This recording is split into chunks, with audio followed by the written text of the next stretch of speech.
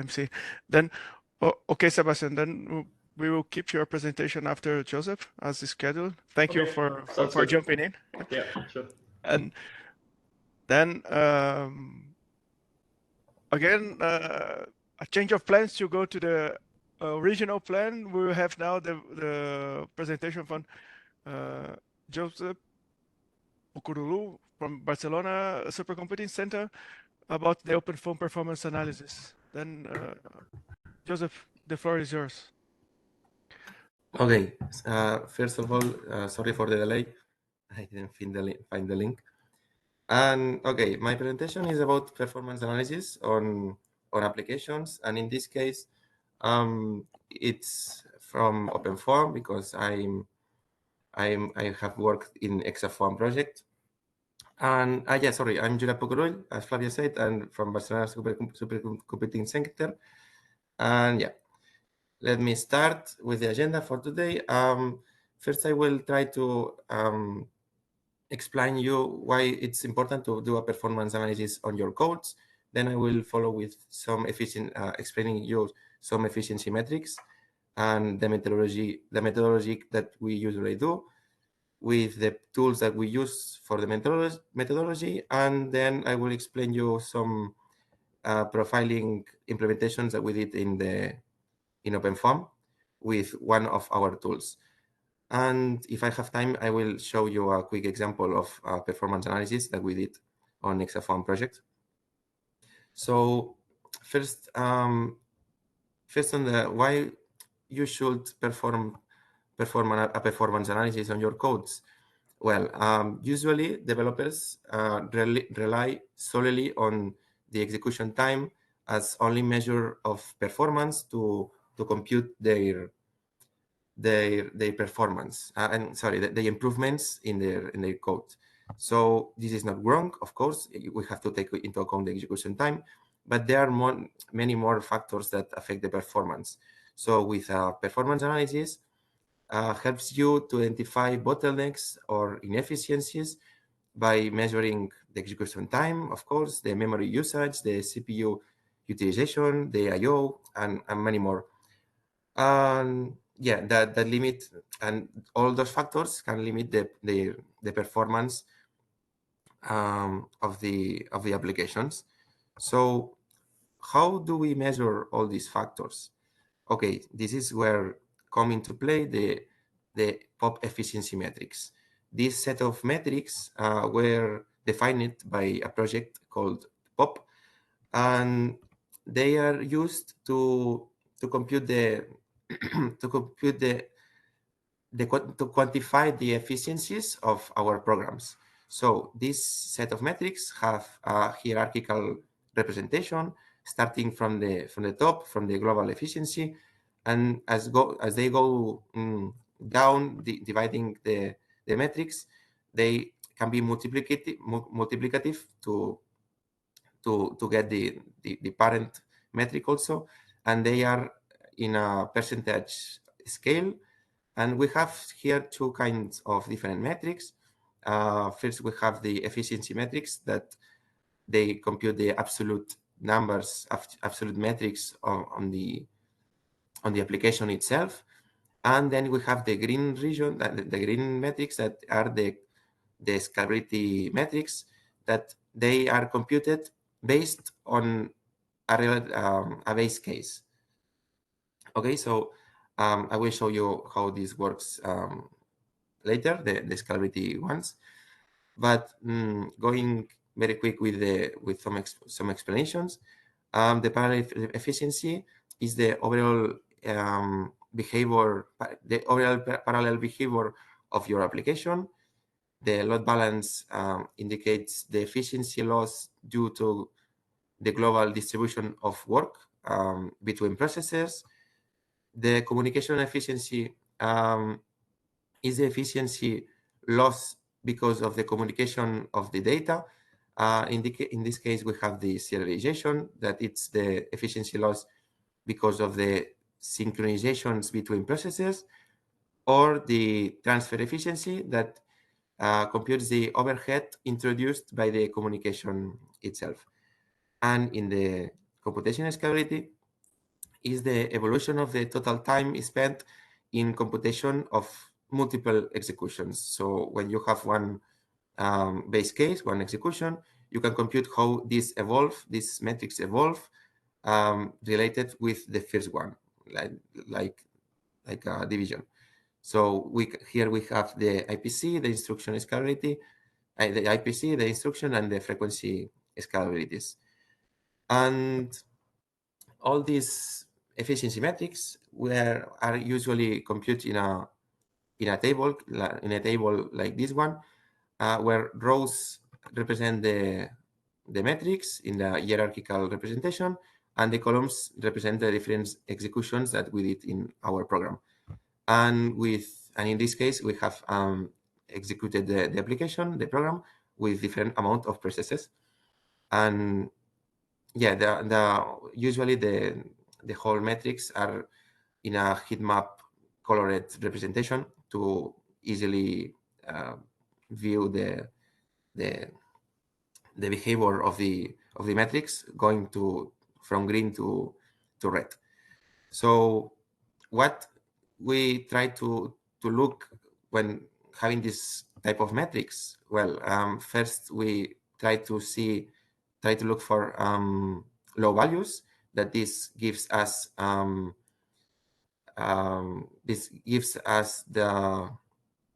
hint that something is happening in this specific metric in this specific execution with, for example, with 8 nodes, for example. And also we try to see trends of decreasing on performance, because with that we can extrapolate the metrics to more cores, because we can think that this pattern, this trend will follow as it gets bigger. So we have a problem in that metric in the time. And also we have to see the high values, that these values represent like in the scalability, usually are in the scalability metrics, that says us that something is happening with the base case, because they are computed relative with the base case. So efficiency metrics are not the end of the journey. So we don't have to stop with only getting the efficiency metrics. No, the efficiency metrics are a general mechanism to describe how our parallel code works. Also gives us a hint that tells where to look, and with those we can do a fair comparison between different code versions, architectures, amount of codes, applications. But how can we use them? Okay, so for this we have a methodology that we usually follow, and with that methodology, it starts by getting the code and identify their structure. So we try to identify the initialization part, the time steps, the different iterations inside the time step. And once we have done this analysis, this previous analysis, then we select a focus of analysis that for us will be one representative part of the code. So usually it's a time step or an iteration of a solver execution, whatever. So with that focus of analysis, we get their metrics, the metrics only on the region that we selected for this focus of analysis.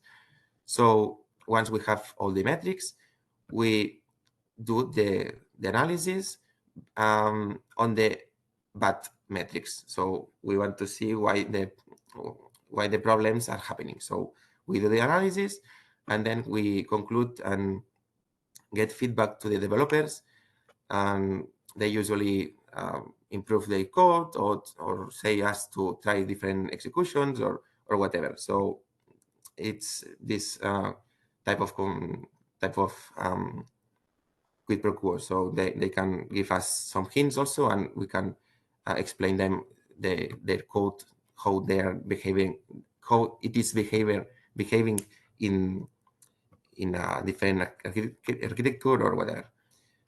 Okay, so for the methodology, we use some tools, and I will present now that the Barcelona Supercomputing Center tools, starting with the extrae, that is the main one. It's a tracing library to obtain traces that are data sets of execution of our program. So this tracing library is transparent to the user, and it's so easy to use it. And then we have the Paraver, that it's the browser for the traces that we get from extrae. So with Paraver, we do almost the whole analysis, because we can navigate through the different windows or views that I will explain more in detail in a bit. And then we have the basic analysis tool, that it's to obtain the table of the efficiency metrics that I showed you before. And also important that all these tools are open source and free to use, and it's in the web of BSc. And starting with extrae, how to use it, it's so easy that we only have to have our binary of our code, application, or whatever, and link in the execution at the LD preload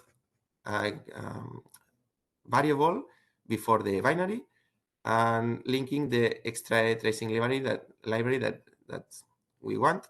And with all that, when the execution is finished, we will have a Paraver trace. So we will have the trace with the data set with the whole information of the whole execution of the input of the binary.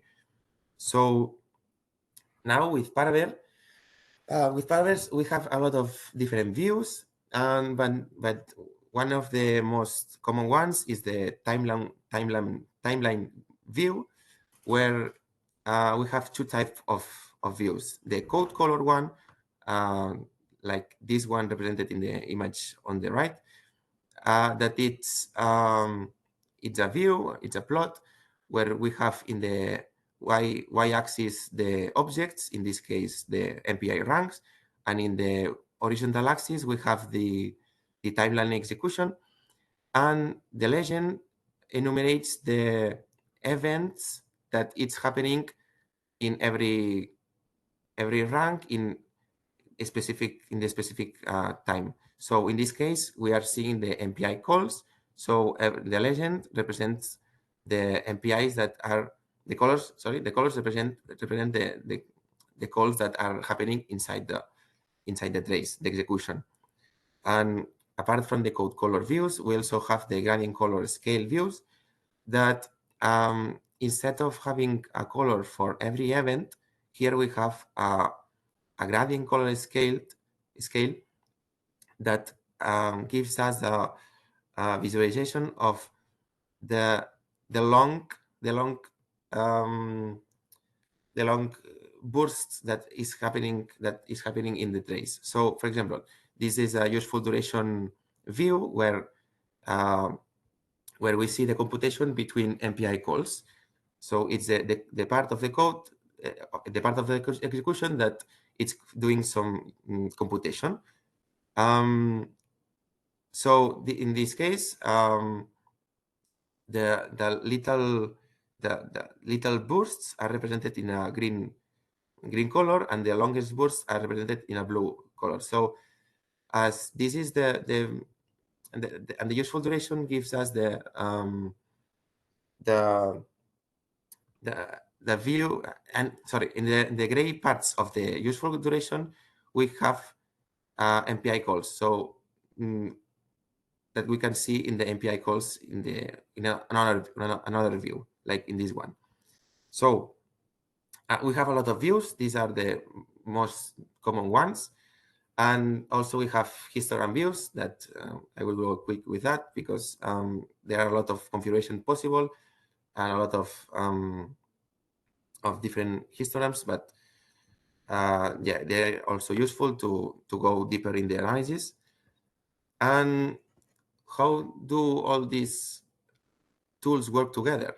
Okay, so first, when we have when we got when we get a trace with extrae library, a trace of the execution, then we can compute the efficiency metrics with the basic analysis tool, and also we can open this parameter trace with the parameter tool, and with that we could do the analysis looking at the timeline views or the histograms or whatever, and then we can link this the efficiency metrics with the analysis on the parameter tool, looking at the bad metrics, and with that this will gives us a hint on where we have to look. So when we have a bad metric, then we focus on the bad metric in the analysis on parameter. So now I will show you the development that we did in the OpenFOAM code on the profiling part that now can work with extrae tool. That is using the native OpenFOAM profiling. Now we adapted the class profiling trigger to work with extrae. So now every time that a call to the function add profiling is called, an extra event is added to the trace. So when doing this part of the code, when calling this function, now apart of the other things that this function does, like profiling or whatever, now transparently to the user, extrae will emit an event when the call is emitted, and when the scope is ended, it will close the event, or with a close profiling, or there is another call. So this will create a region from here to the end that we will be able to see in the traces of paraver. So we use the name defined by the developer, so you can put the name as you want, and all the changes are also included in the release of OpenFOAM 23.12. And the good thing about that is that you don't need extra knowledge, because every profiling region of OpenFOAM will create a different event. So now with the typical analysis that we do, we cannot see how the code is linked to the source. Sorry, the trace is how the trace is linked to the source code. So now, until now, what we did, until now we used the typical two windows, two views to analyze the code, and more views, but it was difficult to analyze to know where the part of the code is, which part of the code was being executed. So now with the profiling linked with extrae, we can see that with a color view, we can see which part of the code is represent which part of the trace. So it's so easy to increase the profiling parts. Like if you want to trace, or you want to profile the gray parts because you have done a development here, and do you want to know how it's behaving, and you want to identify here in the trace your developments, you can call the add profiling call, and then you will be able to like this one, to amplify the regions that are profiled. So yeah, I have 5 minutes left, so I will show you a quick analysis that we did in the grand challenge of the exaFOAM project. And I will follow the methodology that I showed you before. First, we try to analyze the structure of the execution of the code. And this code, this grand challenge was executed in HLRS with an input of 3 million of cells with this version of OpenFOAM. And now we are seeing one node of execution with 3 time steps of the execution. So here are the ranks, and here is the timeline. So what we first saw is that there were a lot of initialization part, and the first time step, it had also something about the initialization part, but the 2 remaining time steps were the same. So we focused in the second one. So this is a zoomed version of the time step number 2, and we saw that it was divided with two identical iterations. So the focus of analysis that we did was to the iteration number 2, on the time step number 2. So once we got the focus of analysis, sorry, we first try to find if there were some problem when scaling the traces, the execution with more nodes, and we saw that there were no any part standing out. So we looked at the profiling views, and we saw that actually some regions showed an increased relative weight as we increase the number of MPI ranks. So these are the metrics for the iteration, and yeah, as I commented before, here we try to find different things. First of all, we have trends of that gradually decrease in the load balance, the transfer efficiency, and the frequency scalability. And we have a significant drop on 8 nodes on the serialization efficiency and the instructional scalability. And then we have a good speed up, actually, but this is because the IPC increases as we reduce the cells per core.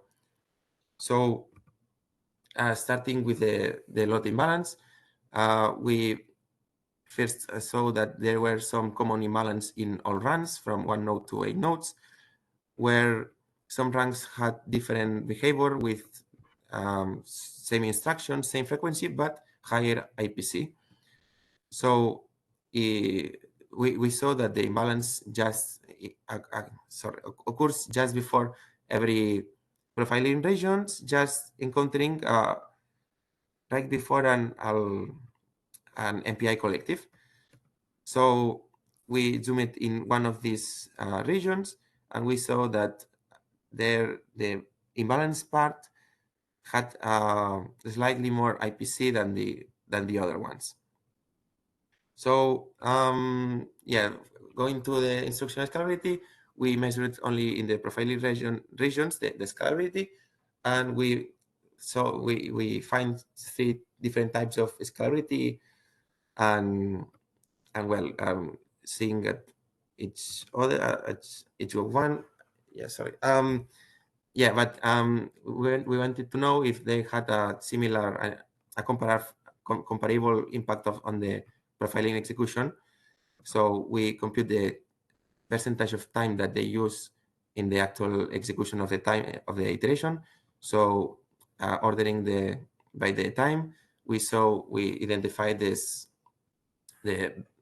profiling regions with their weighted time on the iteration. So yeah, So I see that the profiling regions were only covered 15% in that time, so there were not the whole iteration actually, but okay. In the serialization part, we look at first in the U solver. This is a useful duration views, and this is a profiling view with a zoomed region. And yeah, we saw that some serialization was encountered on 8 nodes of random long computational bursts of few cores and between two MPI calls. So focusing in one of one long burst, we saw that not all long computation bursts occurs between the same MPI calls, and the affected ranks keep changing.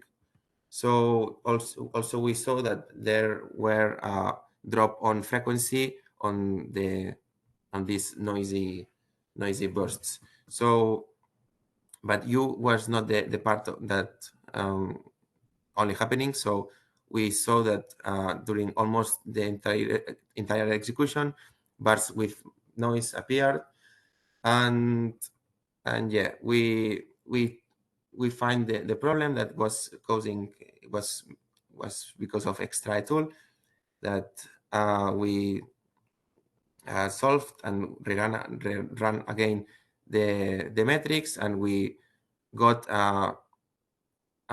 acceleration improvement, affecting also the parallel efficiency, the whole parallel efficiency of the iteration. So yeah, we usually finish the analysis with a summary, saying the bad metrics and how we find the problem inside the code or in the traces. And yeah, that's all. Thank you very much. And if you had any question, I will be happy to answer it. Thank you a lot, Joseph, for the very interesting presentation.